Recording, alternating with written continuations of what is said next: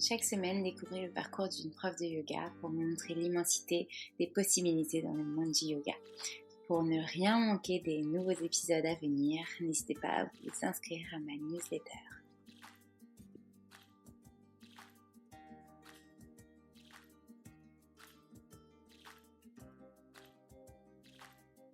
Aujourd'hui, j'ai eu la chance de rencontrer Isabelle pour parler de son parcours avec le yoga et notamment l'Ashtanga qu'on n'avait pas forcément beaucoup abordé dans les précédents épisodes. Donc, je suis ravie que vous puissiez découvrir aussi cette pratique via son biais. Je vous laisse écouter et découvrir car elle l'explique beaucoup mieux que moi. Je vous souhaite une bonne écoute.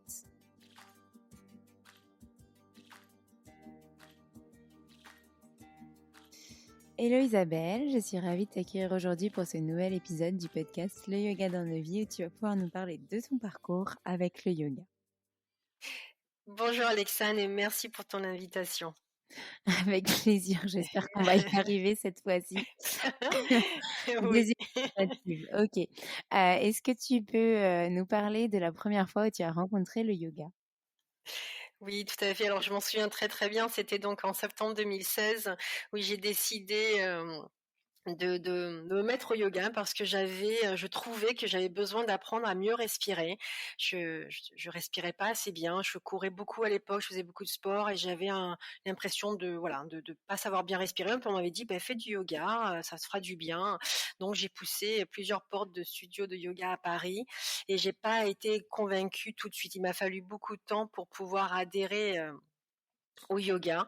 Ça paraît étonnant parce que je suis très amoureuse du yoga maintenant, mais à l'époque, j'ai eu beaucoup de mal jusqu'au jour où j'ai trouvé le studio qui me convenait et le professeur qui me convenait aussi. Donc voilà. Et c'était quel professeur et quel studio du coup ? Alors, c'était le studio Yoga 92 à Boulogne-Billancourt, parce que donc j'habite Paris et Boulogne, c'était pas très loin. Et je me suis dit, j'avais regardé tous les alentours, et c'est le professeur s'appelle Sacha. Donc voilà, et j'ai vraiment adoré sa façon de transmettre le yoga, sa simplicité, son humilité, et voilà. Donc j'ai appris toutes les bases avec lui. J'ai commencé par le hatha, le vinyasa, j'ai fait de l'iyengar, et jusqu'au jour où j'ai vu au planning Ashtanga Vinyasa. Je lui dis qu'est-ce que c'est que ça? Et puis Sacha m'a dit, oh, tu devrais essayer, ça devrait te plaire. Et effectivement, j'y suis allée, j'ai essayé et ça m'a plu, beaucoup plu même. D'accord, ça t'a beaucoup plu. Et alors, qu'est-ce qui a fait que tu as eu envie de continuer dans cette pratique-là et qu'est-ce que tu faisais en parallèle? Parce que je sais que tu travailles à côté, donc est-ce que tu peux nous en parler aussi? Oui, alors mon parcours professionnel, tout d'abord, j'ai démarré dans la vie, j'ai été éducatrice pour enfants handicapés, donc enfants non-voyants, malentendants et trisomiques. J'accompagnais des enfants dans des écoles. Donc ça a été mon tout premier métier, on va dire. Et Mmh. ensuite, à l'époque, avec mon conjoint, donc comme il voyageait beaucoup pour son travail, j'ai décidé de retourner à la faculté pour passer mes diplômes pour devenir professeur d'anglais. C'était plus facile de trouver du travail pour le suivre. Je suis Mmh. devenue professeure d'anglais. Ensuite, je suis devenue formatrice d'anglais pour adultes. Et ensuite, je suis devenue responsable pédagogique. Et à l'heure actuelle, avec ma collègue, on gère un centre à Paris et un centre à Trappes. Et Mmh. le siège est à Orléans.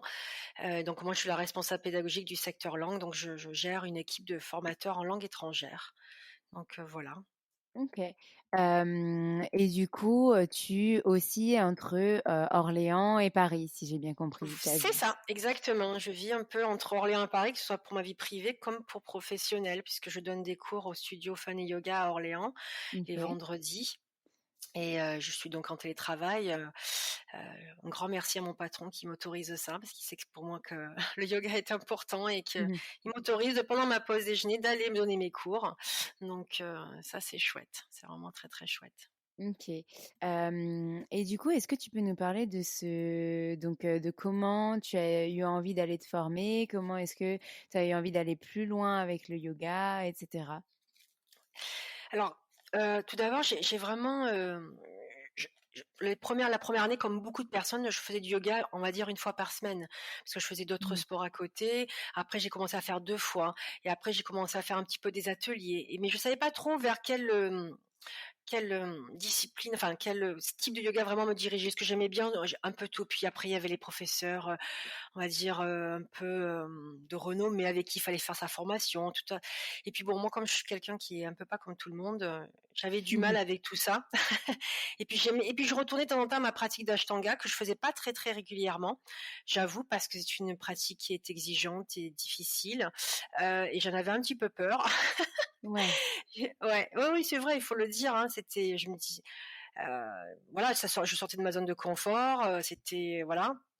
Et donc, et puis un jour, bon, mon tout premier professeur qui était Aurélie, a chanté le mantra d'ouverture de la pratique et là vraiment je suis tombée vraiment amoureuse et j'ai dit: «Oh là là, qu'est-ce que c'est que ce mantra?»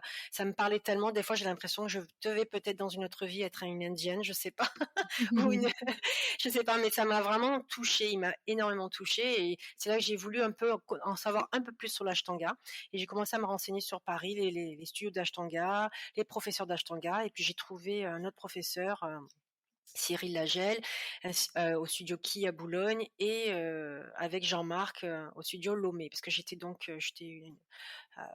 inscrite chez Lomé et Jean-Marc donnait des cours d'ashtanga le samedi matin, donc j'allais à ses cours. Donc voilà, c'est comme ça que j'ai commencé un peu l'ashtanga, on va dire, au bout d'un an à faire peut-être un cours par semaine. OK, donc vraiment, Ashtanga, plus que les autres pratiques, bien que, voilà, tu sois assez yang d'après ce que tu nous disais et d'après ce que j'ai compris. Donc pratique plutôt dynamique avec aussi du vinyasa et cetera. J'aimerais un petit peu en savoir plus sur, voilà, qu'est-ce qui s'est passé ensuite? Comment est-ce que tu es arrivée à aller te former et enfin avoir envie de partager, cette discipline, de devenir enseignante et pas seulement élève? Alors, en fait, plus ou moins toute ma vie, j'ai un petit peu été enseignante. C'est une chose dont j'ai oublié de te dire, enfin, c'est pas très important, mais quand je vivais au Canada, donc j'ai grandi là-bas et je faisais du patinage artistique. Donc je me levais tous les matins à 5 heures du matin pour aller Mmh. patiner sur la glace à 6 heures du matin. Parce que c'est comme Ouais. ça, on pratique très tôt le matin, on s'entraîne, très dur. Je faisais à peu près 20 heures par semaine de Ah oui, patinage et j'ai été coach amateur, on appelle ça. J'étais la plus jeune à passer l'examen. J'avais 12 ans et demi quand j'ai passé mon examen d'accord. et donc j'enseignais à les tout petits qui venaient, vers 4-5 ans à commencer à patiner. Parce qu'au Canada, on commence à patiner dès qu'on marche presque, hein. D'accord. Donc c'est un peu, voilà et en fait, c'est quelque chose qui est en moi, je pense que, j'adore être élève, j'adore apprendre. Ça, c'est quelque chose qui sera pour moi, enfin, toute ma vie et je pense que c'est ce que je disais, c'est pour moi, c'est vraiment le meilleur métier, c'est d'être élève. Donc mais une fois qu'on a toutes ces connaissances, moi, j'ai envie de les transmettre parce que c'est quelque chose de beau qui me tient à cœur et que j'aime, donc je veux les transmettre et c'est pour ça que quand j'ai appris tout ça, tout ce sur le yoga, tout ce que j'ai appris sur le yoga et sur l'ashtanga et j'en sais encore, vraiment enfin, j'ai encore beaucoup à apprendre. J'avais envie de le transmettre. Mais je me trouvais trop vieille. Donc je disais à mes Ah amis, ils oui. me disaient: «Mais pourquoi tu le fais pas ta formation?» Je dis: «Oh non, mais moi je suis trop vieille, c'est oh là là». Je dis: «Il y a ces jeunes là qui sont là, moi qu'est-ce que je vais apporter de plus?» Je me trouvais pas du tout à la hauteur et puis on m'a un peu poussée et puis un jour je dis: «Bon allez arrête un peu, vas-y fais ta formation». J'ai regardé tout ce qu'il y avait, puis je me suis dit: «Non, je veux aller en Inde». Parce que j'adore l'Inde. J'étais partie en Inde pour de la photo et j'adore l'Inde. J'ai Mmh. regardé, j'ai trouvé une formation, j'y suis allée à l'aveugle, je ne savais même pas avec qui j'allais pratiquer.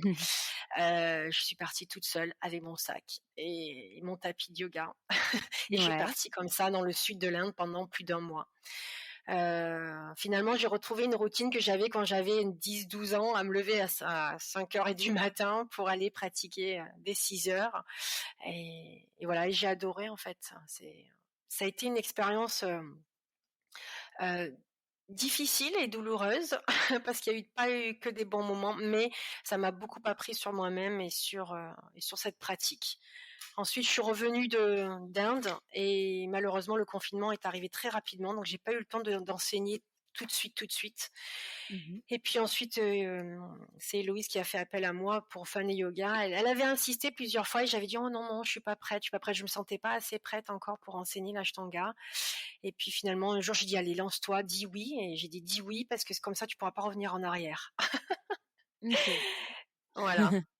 Et donc du coup, tu as commencé à donner des cours, chez Fun& Yoga. C'était en quelle Oui. année à peu près? Alors, c'était, quand je suis revenue d'Inde, je crois que ça fait toujours parce que le confinement, alors je suis revenue d'Inde, c'était en 2020, hein, c'est 2020, ça fait un an, tout juste un an, je pense, hein. Ouais, OK. Il me semble, hein, ça fait tout juste un an, hein. Parce que je sais plus, on est quoi là, en 2021? Oui, oui, ça fait un an, un an et demi, hein, 1 an et demi, on va dire, parce que c'était en début d'année 2020 et après, bon, OK. malheureusement, il y a eu le confinement, Oui, donc donc tu voilà. as enseigné en visio du coup, pendant Ouais. le confinement? Ah oui, alors ça a été dur pour moi. C'était une grosse épreuve, mais bon, c'est bien, j'ai appris. Pareil, ça a été, oui, ça a été j'ai pas facile du tout parce que je devant une caméra, j'étais pas très à l'aise en ligne, mais bon, voilà, c'était une belle expérience et après bon, le confinement m'a beaucoup servi pour pratiquer ce que finalement j'ai pratiqué en ligne avec de très, très bons professeurs d'ashtanga, Mmh. Laruga, Kino, David Swenson, David Robson. J'ai fait beaucoup de formations en ligne et beaucoup de pratiques en ligne et puis j'ai commencé, depuis septembre mes Mysore qui me tiennent à cœur énormément bien sûr, hein, parce que c'est le quotidien de l'Ashtangi, c'est les Mysore. On Mmh. pratique, tôt le matin, entre 5 normalement c'est 6 jours sur 7 et moi je pratique 5 à 6 fois par semaine, OK. le matin. Donc tous les matins, tu te lèves à quelle heure? 5h30. 5h30. 5h30, je prends ma petite douche, je m'habille, j'ai préparé mon sac la veille parce que je prends mon métro, parce que j'ai 35-40 minutes de métro pour aller au Chala Mmh. et je déroule mon tapis, il doit être à peu près 7h moins le quart. Je termine ma pratique vers 8h15, 8h20. Je prends une autre douche et je m'habille, je reprends mon métro et je retourne au bureau. OK, d'accord. Voilà. Donc une journée qui commence tôt et enfin Timento, voilà, termine tôt.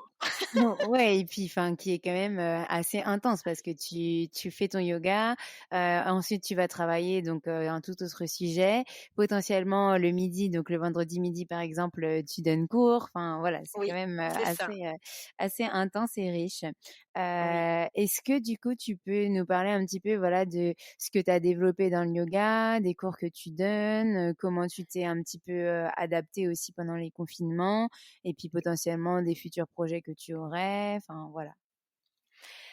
Hem alors pour les cours en ligne, pareil, c'est comme pour aller me former en Inde. À un moment donné, je dis: «Bon allez Isabelle, fais-le». Je veux dire, pourquoi tu y arriverais pas? Voilà, tu pas moins nulle, meilleure que les autres, voilà, au début, ça sera peut-être pas, super. C'est comme, en fait, je me suis rappelée de mes tout premiers cours quand j'ai donné mes premiers cours de patinage artistique, les premiers cours d'anglais que j'ai donnés, bah, c'est pas les meilleurs, hein, parce que voilà, on est peut-être on n'a pas l'expérience, même si on a l'envie, on a la passion de transmettre. Donc du coup, voilà, je me suis lancée. Ça n'a pas été, comme je disais, c'était pas évident, mais j'avoue que j'apprécie quand même beaucoup plus l'enseignement en présentiel, hein, que Oui, en bah, ligne. je Ça pense qu'on pour est moi, tous un peu, on est on est ouais, tous un voilà, peu pareils, ouais. voilà. Et puis, alors, moi, mes projets, enfin, là où je me suis adaptée, enfin, l'ashtanga, j'ai vraiment envie de transmettre cette pratique que je trouve magnifique. Et en fait, c'est une pratique qu'on trouve magnifique lorsqu'on la pratique régulièrement. On peut pas l'apprécier au bout de une ou deux fois qu'on est allé faire un lead class, parce que en ashtanga, il y a deux façons de pratiquer. Il y a le lead class et le mysore, comme on appelle ça. Mmh. Donc, le lead class, c'est un cours guidé. Donc, le professeur ne fait que compter et Mmh. aligner et ajuster ses élèves, d'accord? Et il faut compter 1h30, hein, pour faire la première série. Et le Mysore, c'est toi qui déroules ton tapis, tu fais ta pratique à ton rythme, à ton souffle, Mmh. et le professeur vient t'aligner, t'aider, te guider ou vraiment te mettre dans la posture, parce qu'il y a certaines postures qui sont quand même difficiles et on met beaucoup de temps à accéder. Mais c'est la beauté de la pratique parce que tous les jours, moi je déroule mon tapis et c'est jamais la même parce que je ressens jamais les mêmes choses. Donc, et j'ai envie de transmettre ça à mes élèves en me disant qu'il faut pas avoir peur de l'ashtanga. L'ashtanga, c'est une belle pratique. Oui, bien sûr. C'est une pratique qui est personnel et c'est toi et ton tapis et et ton Mmh. corps et ton souffle, et c'est tout. Donc voilà, donc j'espère continuer à me former. J'espère que mon corps me permettra de continuer à pratiquer très longtemps. Donc Mmh. c'est pour ça qu'aujourd'hui je profite vraiment de chaque instant et même si le matin des fois je me dis: «Oh, je suis un peu fatiguée», je me dis: «Non, vas-y» parce que tu sais qu'après, tu te sentiras bien et ça va démarrer ta journée. Donc voilà, mon Ouais. mon mon projet c'est de partir à Mysore et de pratiquer avec Shara Joyce. Ce serait vraiment ce serait un petit rêve en fait. Bon, Mmh. on verra si ça arrive, un jour. Oui, bah, j'espère pour toi. En tout cas, c'est un beau Ouais, projet. ouais, Et on a on tous verra envie de bien. continuer à se former et puis en plus, si tu sais avec qui tu as envie de te former, c'est encore plus, riche, de pouvoir le faire, par le bon biais, on va dire, donc Oui. je te le souhaite totalement. Est-ce que, du coup, tu t'es formé à d'autres pratiques que le Ashtanga? Oui, je me suis formée au Yin parce D'accord. que ma toute première prof d'Ashtanga m'a dit: «Il faut que tu fasses fais de l'Ashtanga, mais fais du Yin aussi». Donc je me suis formée au Yin, j'ai adoré la formation. J'ai trouvé ça mais vraiment, très intéressant. Ceci dit, il y a rien de inintéressant au yoga. Je crois que j'adore le yoga sous toutes ses formes, vraiment, sincèrement. Même si mon cœur, bat un peu plus fort pour l'Ashtanga, Vinyasa. C'est vraiment, j'ai adoré le yin. En revanche, et ça peut surprendre certaines personnes, pour moi, c'est un gros challenge le yin. Oui. Parce que je suis très yang, donc pour moi, le yin, c'est très difficile, c'est très éprouvant pour moi. De faire un cours, d'être dans un cours, d'être élève en tant que yin. Maintenant, de l'enseigner, je suis pas encore arrivée à le faire. J'ai donné quelques cours de yin à des amis et Mmh. je me trouve encore un petit peu maladroite, mais je trouve ça, voilà, c'est une belle pratique aussi, mais un gros challenge pour moi. Donc je pratique le yin les jours de pleine lune et de nouvelle lune parce que ce sont les jours de repos des ashtangis. On fait pas d'ashtanga ce jour-là, donc je fais du yin. Donc c'est à peu près, on va dire, 2 fois par mois ou 3 fois par mois, je fais du yin. OK, d'accord. Mais ça te fait du bien quand même? Enfin, c'est pas, une contrainte totale, quoi? Alors non, pas du tout, ça me fait du bien. Après j'avoue, il y a des moments où je suis là et je me dis: «Mais sortez-moi de là, sortez-moi de cette posture». Hem, c'est drôle parce que vraiment c'est un moment entre moi et mon mental, mais ça m'arrive aussi en Ashtanga quand je suis dans Supta Kurmasana où je me dis: «Sortez-moi de là», parce que où et des moments après je me dis: «Let it go, vas-y relâche». Donc je me parle à moi-même. Donc les 2 pratiques pour moi, elles sont superbes, en fait. Elles sont OK. vraiment, C'est complémentaire parce que oui, finalement, tout à fait. enfin, je te rejoins aussi dans le sens où moi aussi je suis assez yang à la base et j'ai découvert le yin, récemment. Enfin, en tout cas, je m'y forme et en fait, enfin, je vois vraiment ces bienfaits, parce que justement je suis à la base quelqu'un de très yang comme toi. Donc ça me fait énormément de bien que j'en souffre aussi de cette immobilité et cetera. Est-ce que tu enseignes un petit peu le yin aussi? Non, non, non, je l'ai enseigné un tout petit peu à des amis, avec mes, collègues de boulot, où je le fais, par exemple, mon cours du jeudi soir à Paris, de temps en temps, je termine par un petit peu de yin, parce que c'est un cours que je donne, c'est un cours de yoga hatha vraiment très, très doux, le jeudi soir dans une salle, de sport à Paris qui m'a recrutée dès mon retour d'Inde et je me suis dit: «Oh là là, mais je suis pas prête» et ils m'ont dit: «Mais si, si, tu es prête», donc voilà, ils m'ont donné ma chance et je trouve ça chouette. J'adore mes petits yogis qui viennent. J'ai tous les âges, tous les, enfin conditions physiques. Il y a des gens qui sont pas du tout souples, d'autres qui le sont. Enfin, c'est vraiment un groupe assez OK. sympa. Donc voilà. Donc, mais sinon non, j'arrive pas encore. Je me sens pas très à l'aise pour donner un cours de yin complet. Mais je pourrais, hein. Il faudrait que je m'y mette en fait. Mmh. Et est-ce que tu nous as précisé avec qui tu t'étais formée en yin du coup? Avec Annie O. D'accord, OK. Voilà. Et c'était où? C'était au studio, Fun et Yoga à Orléans. OK, Voilà, donc c'était à Saint-Cyran-Val à l'époque, il n'y avait pas Orléans. OK, Je crois que le studio super. d'Orléans n'était pas ouvert encore. Je suis pas sûre, OK. mais voilà. Tu t'es formée Mmh. du coup en même temps qu'Héloïse et Valentine? Je crois qu'Héloïse avait eu la formation avant. Je suis pas sûre, D'accord. mais oui, Valentine, oui, oui, exactement. Ouais, ouais, ouais, ouais. Je faisais la traduction, en fait, simultanée Oui, d'accord, oui, OK.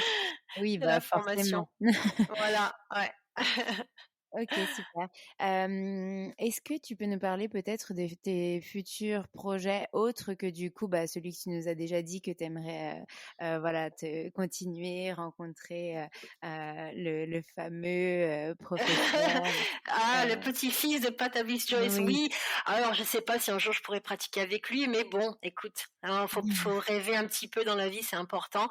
D'autres projets, alors moi, j'aimerais pouvoir, idéalement, dans mes rêves, me dire faire vraiment une moitié, continuer mon travail actuel et 50 de yoga. J'aimerais avoir enseigner plus de yoga, j'aimerais avoir plus de yoga dans ma vie, Mmh. mais ça me fait un petit peu peur, en fait, voilà. OK. Pour être, tout à fait honnête, ça me Et fait un petit peu peur pourquoi ça te fait peur?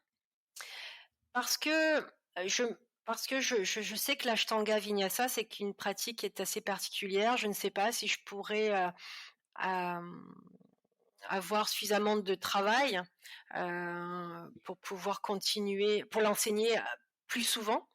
Mmh. Et aussi je voudrais pas que ça empiète sur ma propre pratique, en fait. OK. Donc Donc je faut trouver un équilibre, en fait, entre tout ça. donc toi, tu penses que tu pourrais peut-être enseigner plus de cours de yoga par semaine, mais en gardant ton boulot à temps plein à côté, sans que ça empiète sur, ta pratique personnelle, c'est ça? Ouais, c'est ça, c'est compliqué, hein. Mais du coup, tu donnes 2 cours par semaine actuellement, c'est ça? Actuellement 2 et puis bientôt 2 et de temps en temps, je donne des ateliers le samedi matin pour un autre studio qui a fait appel à moi pour donner des petits ateliers de yoga pour, vraiment pour initier les gens, au yoga. Ce ne sont pas des gens, ce sont des gens qui font du pilates à la base. Donc voilà, je fais ça, c'est 2 ateliers, à peu près 2 ateliers par mois de 2 heures le samedi matin. OK. Donc voilà. Donc ça, c'est chouette, c'est tout nouveau pour moi. Heu, mais c'est agréable et j'ai eu un bon le premier retour a été vraiment, a été chouette. Les gens étaient contents donc le but c'est ça, c'est qu'à la fin du cours, les gens ils ont appris quelque chose, ils partent avec un petit quelque chose et un bien-être avant tout. Moi je veux transmettre un bien-être. OK, super. Donc pour l'instant, en tout cas, ton envie, c'est vraiment de garder ton travail à côté parce que tu adores ce que tu fais et de pouvoir enseigner et partager cette passion aussi pour le Ouais. yoga, mais de trouver cet équilibre entre les 2. C'est ça. En fait, si je pouvais faire mon travail actuel 50 à passer à 50 et 50 enseigner le yoga et continuer ma pratique, ce serait pour moi, voilà, c'est ce qui serait idéal pour moi, je pense. Après, est-ce que OK. j'y arriverai? Voilà, on verra. Je prends toujours mon temps. Je mets beaucoup de temps à prendre des décisions. OK. Et pour le moment, c'est pas quelque chose que tu as envisagé? Enfin, tu en as déjà parlé peut-être à ton patron ou tu es vraiment encore une phase de réflexion pour toi? Non, c'est encore une phase de réflexion pour moi parce que j'en ai pas du tout parlé. Non, non, j'en ai pas du tout parlé à mon patron. Là, pour l'instant, ça empiète pas du tout sur mon travail parce que si je donne des cours, c'est le soir ou entre midi et 2 et ma pratique personnelle, c'est très tôt le matin. Donc ça empiète pas sur mon travail, professionnel à l'heure actuelle. Mais si je veux aller plus loin, comme dit mon professeur actuel que d'ailleurs je voudrais saluer ce professeur qui s'appelle Lucien, que j'aime Mmh énormément, que je vois pratiquement, enfin régulièrement le matin bien sûr, et mh. qui m'apporte beaucoup, qui est très doux, qui est très bienveillant et j'aime beaucoup sa façon d'enseigner. Donc voilà, donc à voir, hein, à voir plus tard. Qu'est-ce qui va se Ouais. faire? Qu'est-ce que l'avenir me réserve? OK. Bah, on suivra ça de près et de toute façon, je pense C'est qu'on gentil. se tiendra au courant d'ici là. Oui. Est-ce qu'il y avait des choses que tu voulais rajouter par rapport à, voilà, ce qu'on s'est dit, par rapport à ton parcours avec le yoga? Peut-être un petit peu plus, nous expliquer en quoi consiste, l'ashtanga exactement, l'histoire peut-être? J'en sais rien, quelque chose que tu as envie de partager, par rapport à cette pratique? Alors par rapport à cette pratique, j'ai envie juste de dire que, hem, qu'il faut juste pas en avoir peur déjà. parce que je sais qu'il y a des gens et qu'il faut beaucoup d'années pour la comprendre. J'ai encore fait une formation samedi, et le professeur a encore dit, et il a raison, il faut au moins 10 ans de pratique déjà sur la première série pour bien comprendre tous les tenants et les aboutissants de cette pratique. Donc, et moi, je suis tellement d'accord avec lui parce que je vois que depuis que je pratique régulièrement, comme ça change. Ce que j'apprends au quotidien sur moi-même, sur mon corps, sur plein de choses, c'est assez extraordinaire. Il y a en tout, en Ashtanga, 6 séries. Mais le commun des mortels pratique souvent que la première, voire la deuxième, et peut-être la troisième. Tout dépend à l'âge à laquelle il va commencer ou ce que son corps va pouvoir lui permettre de faire. Donc, Sharad Joyce est un des yogis qui pratique les 6 séries. Il a commencé très très jeune avec son grand-père. Il se levait à 3h30 du matin, lui, pour aller pratiquer. Donc voilà. Mais bon, c'est toute une vie après, hein, et c'est sa vie de yogi, hein. Il prenait pas après le métro pour venir travailler au bureau, donc C'est bon, ça. c'est complètement c'est complètement différent. Il faut remettre les choses dans leur contexte. On fait ce qu'on peut aussi avec voilà, avec nos vies à nous, Mmh. de professionnels. Donc voilà, donc et je dis voilà, intéressez-vous à cette pratique qui est vraiment belle. C'est une série qui est là, qu'on répète au quotidien. C'est toujours les mêmes postures dans le même ordre. Et d'abord les salutations au soleil, les postures debout, les postures assises, ensuite les back bends, et puis ensuite les postures finales. Donc c'est toujours la même série dans le même ordre, et on donne, bien sûr, il y a des adaptations, pour chaque posture. Donc si vous allez à un Mysore, le professeur est là pour vous guider dans chaque posture tout doucement à votre rythme. En revanche, si vous faites une classe, un led class, comme on appelle, c'est un cours qui est rythmé. Donc le professeur normalement ne s'arrête pas. Donc c'est pour ça, ça peut être parfois pour certaines personnes, oh, c'est frustrant, je comprends pas, c'est allé trop vite, j'ai pas eu le temps de rentrer dans la posture. Oui, c'est un peu fait exprès, c'est comme ça. Des fois, il y en a qui s'arrêtent, ils attendent et ils font la posture suivante. Donc voilà, il faut persister en fait. C'est voilà. Donc Mmh mh. j'invite tout le monde à tenter un jour de venir à des cours d'Ashtanga. Bah, merci en tout cas, ouais, pour ces partages. Moi, en tout cas, j'ai testé un cours avec toi et bon, j'avoue, j'ai eu des courbatures pendant plusieurs jours, mais j'ai vraiment adoré la pratique.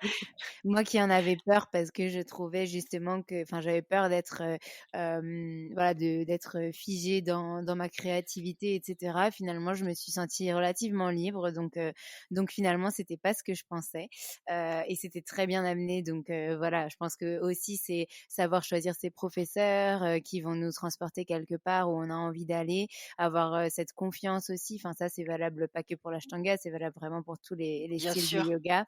tout à Se fait. sentir au bon endroit, dans une safe place comme on dit et en tout cas, voilà, j'ai beaucoup aimé ce partage et ce moment. Oh, Est-ce merci, ça fait que, plaisir. est-ce que tu aurais quelque chose d'autre que tu voudrais rajouter? Soit quelque chose, une question que j'aurais pas dit ou alors peut-être, un message que tu voudrais faire passer, une, dédicace que j'aime bien dire? Non, enfin, juste peut-être conclure encore, peut-être juste sur l'ashtanga Oui.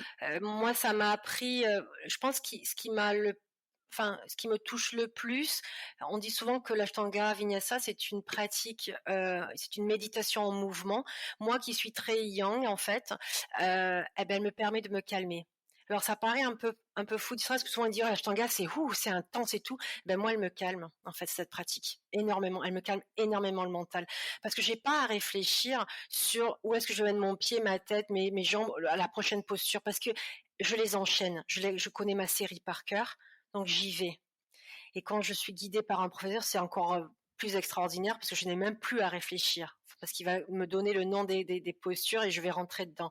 Donc c'est ça qui est fabuleux. Donc si on persiste, on se retrouve dans un état vraiment méditatif qui est assez extraordinaire. En mouvement, bien sûr.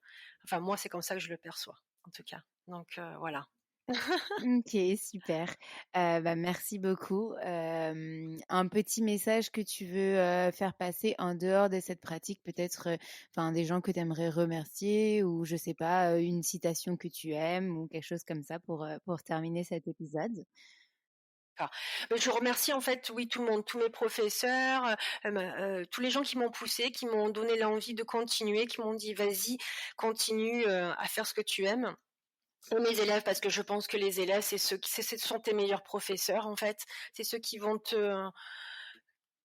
t'apprendre, en fait, hein, à comment bien enseigner. Je pense que c'est eux qui vont te guider, c'est eux qui vont, et voilà. Donc ça, c'est vraiment, et oh, il y a une citation, alors c'est la citation de Pataby Joyce, hein, qui dit practice and all is coming, qui dit bah, pratiquer et tout finira par arriver, et c'est la vérité, en fait. Parce que moi, je m'en rends compte. Je m'en rends compte parce que j'ai démarré tard, il faut pas l'oublier. J'ai 47 ans aujourd'hui, je vais avoir 48 ans. J'ai démarré le yoga à 42 ans. J'ai démarré l'ashtanga à 43 ans et demi, 44. Donc, Mhm.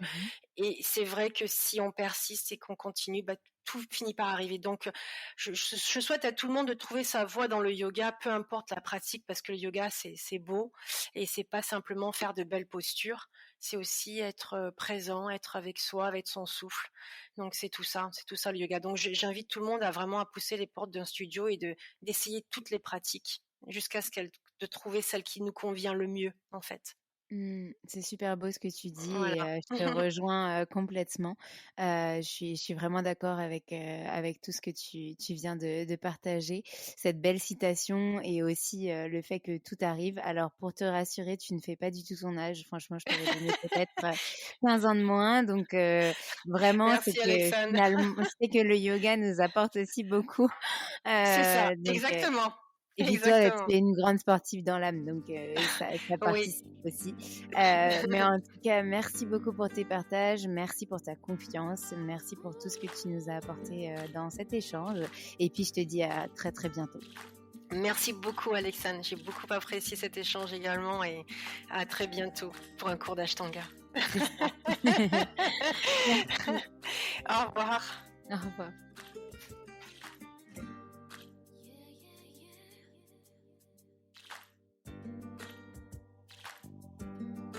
Si vous avez aimé cet épisode et que vous voulez soutenir le podcast Le Yoga dans nos vies, n'hésitez pas à laisser une petite étoile ou un petit commentaire sur Apple Podcast ou à m'envoyer un petit message privé, ça me fera très très plaisir. À très vite.